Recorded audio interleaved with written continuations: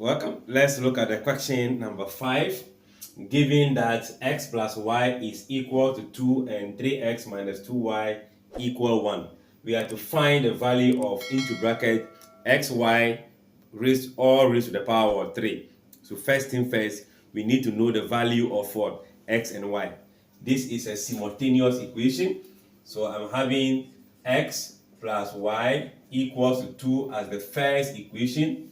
Then 3x minus 2y equals 1 as what? The second equation.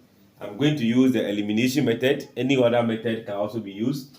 So I'm going to eliminate y by multiplying equation 1 by what?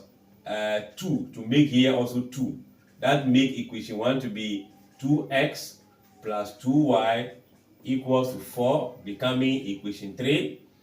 So if I add, let's say equation 1 plus, now it becomes equation 2, right? Equation 2 plus equation 3. These two equations, when you add, you get 5x. When you add, you get 0. If you add this, you get what? 5. That means x is equal to what? 1. This is section A, so I'm allowed to jump like that. So divide by 5, you get 1. Then we go back to equation 1. So from equation 1, x is 1. So we have plus y equals what? 2. That means y is going to be 2 minus what? 1. That will also be 1. So the value of x is 1. The value of y is also what? 1.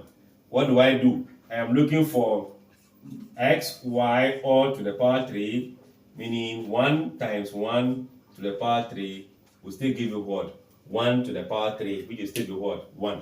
So the answer we are looking for right here is going to be the option C. I guess. Clear? Good. Like, share, comment, and come back to question 6.